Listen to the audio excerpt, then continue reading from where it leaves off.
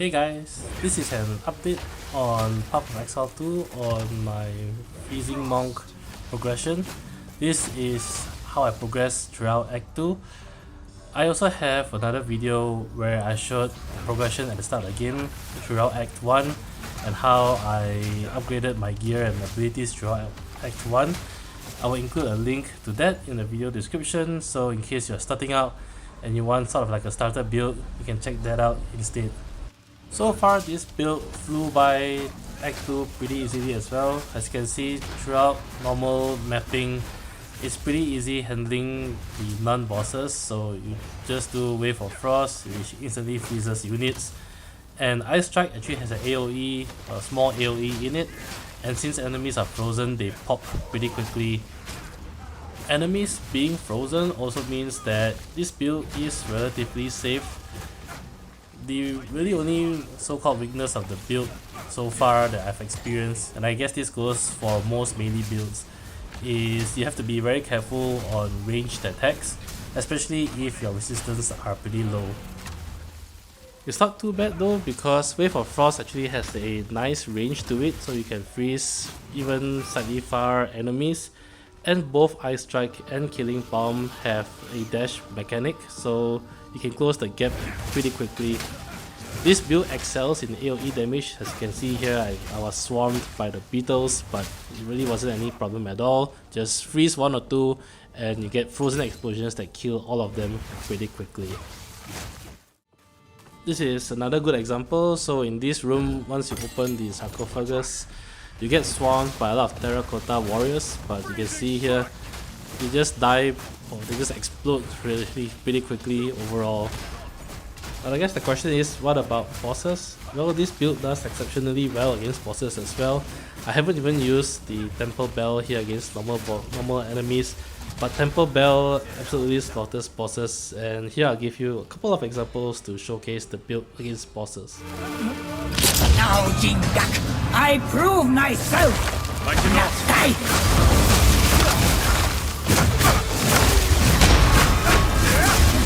need more mana.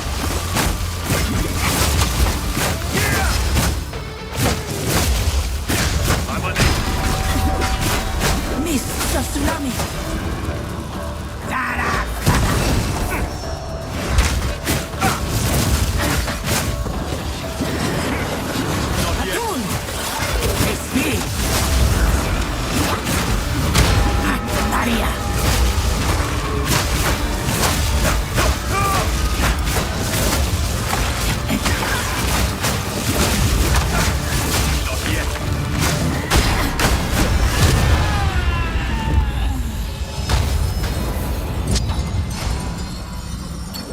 Mr. Thief.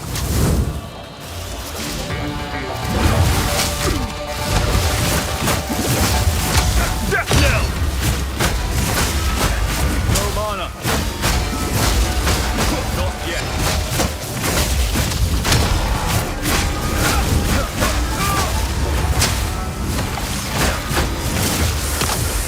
Nightmare's alive.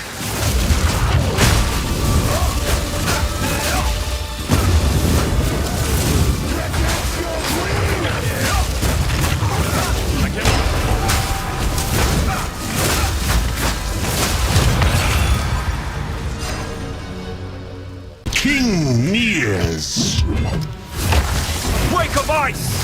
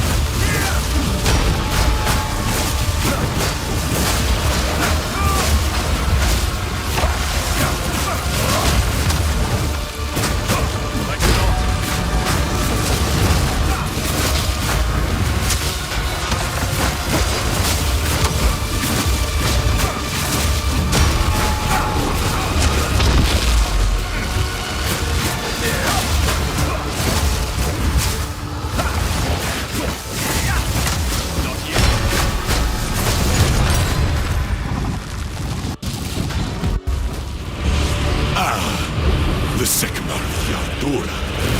Bow before your king. The Medicaid blood-bound king! We skin them! I cannot. Submit! You are finished!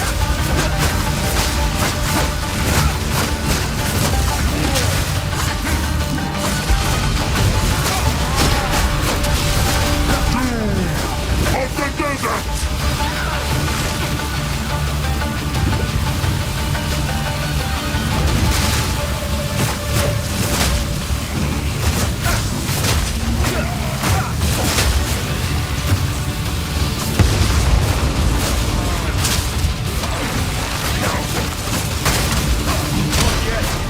We're running out of time! End this! What are you doing? My queen! Take the beast!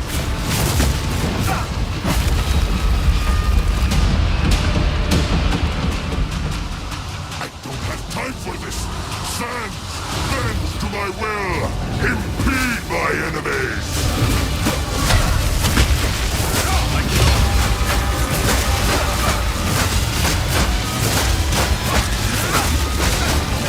Forward, damn you! Take our hate! The era of the Farragon is now! We will have blood! Chill! I'm uneasy.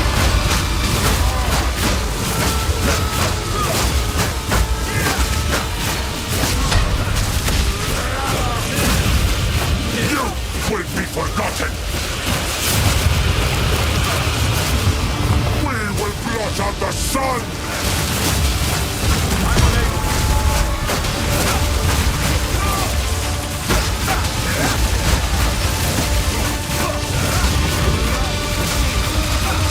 Die!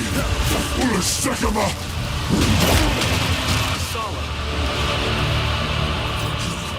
Accomplished. This is not over. Not yet. Shamanra! I return you to the embrace of...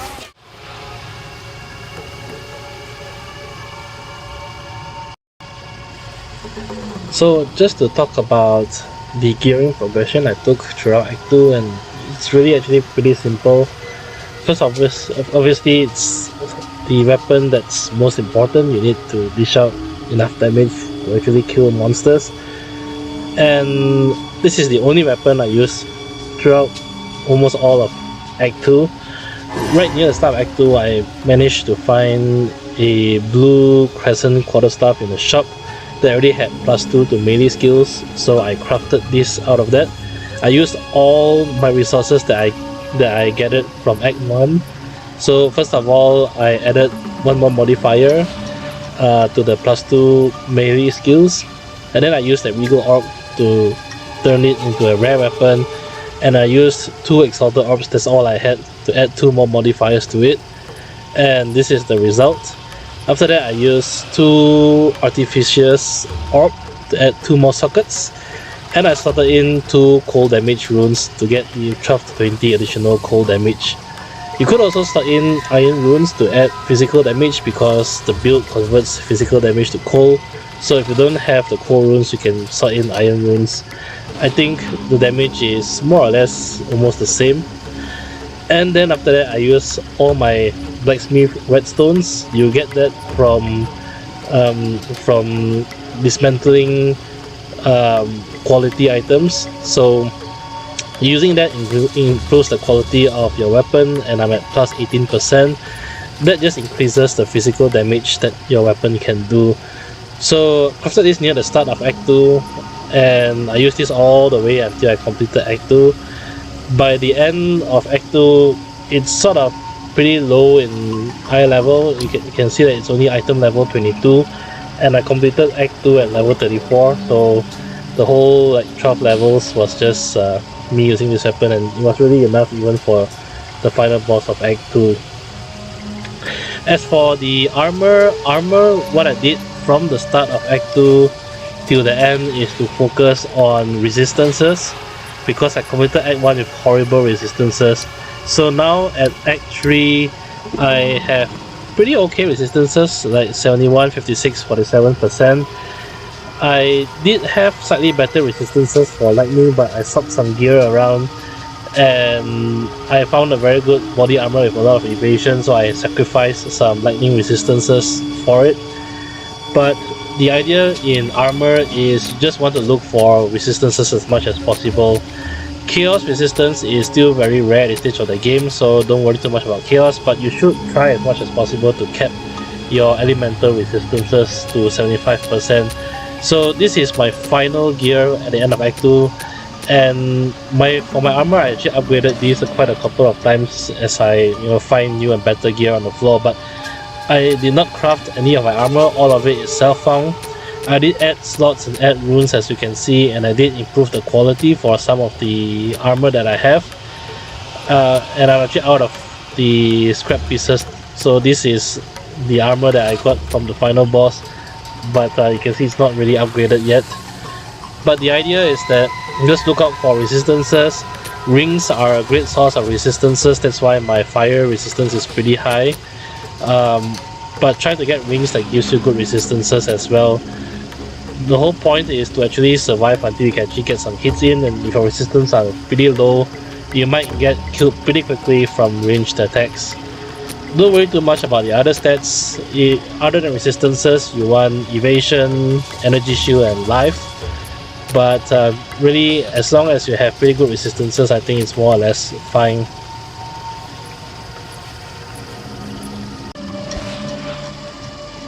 Here I'll talk a bit about the skill progression throughout Act 2.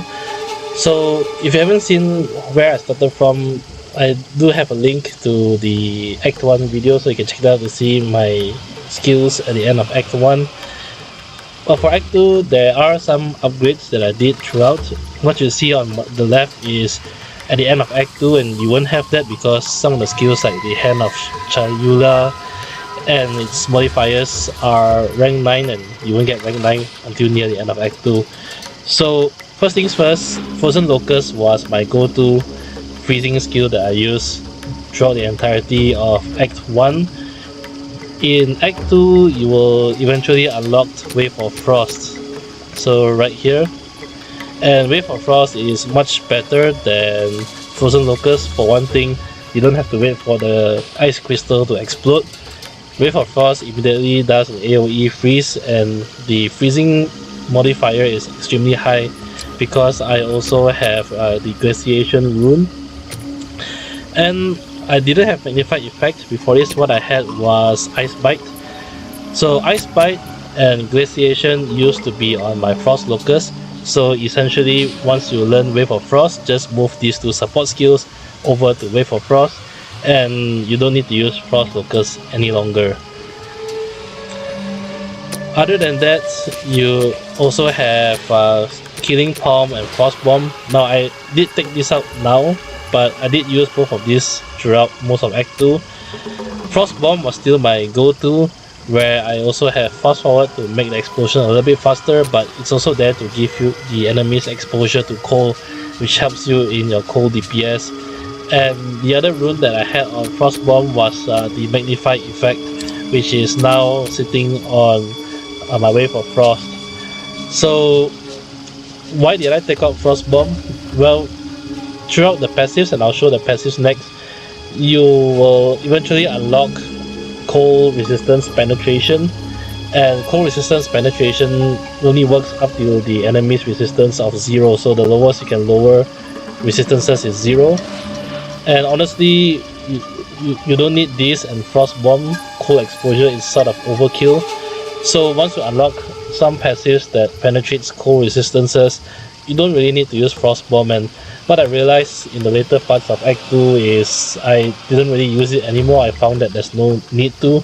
Enemies are just dying pretty quickly, and in most cases they die before Frost Bomb even explodes, so pretty much not a, I guess it's more or less a redundant skill later parts of Act 2.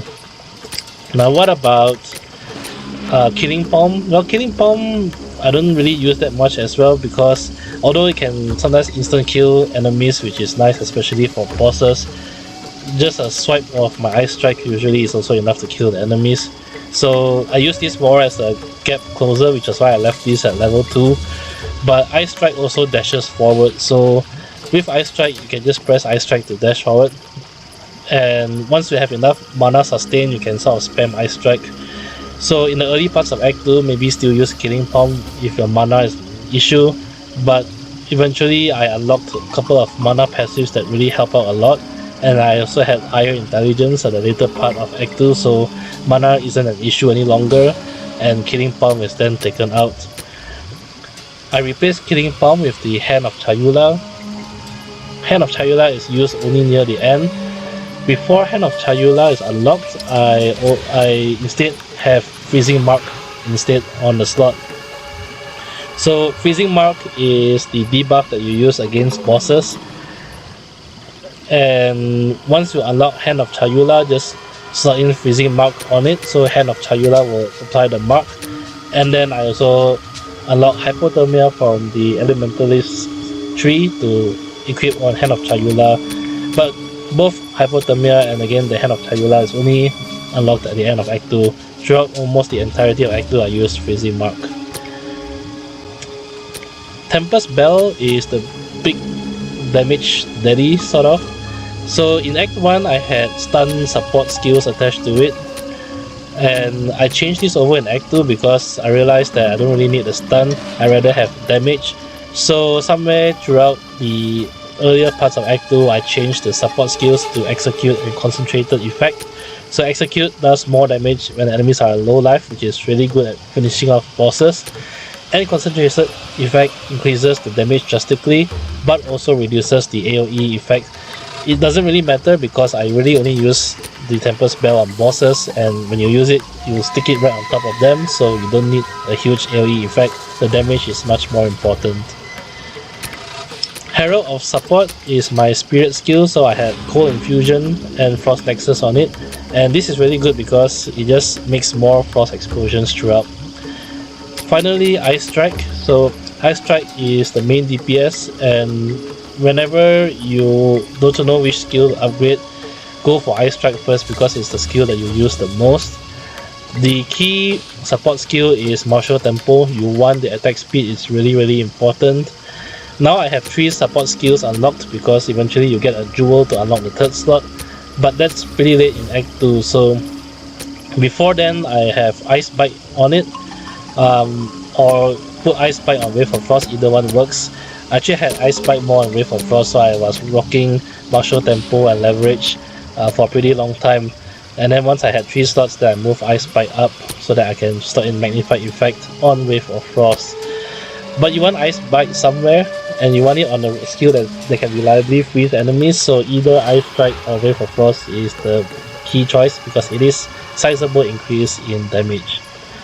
This is the current loadout that I have for Act 3. I haven't played Act 3 yet, but you can see there's very few skills. I actually just want to have a simpler kit overall, and you really don't need much to get this going. You'll see Frost Explosions with this, so in Act 3 I plan to just initiate with Wave of Frost to freeze enemies.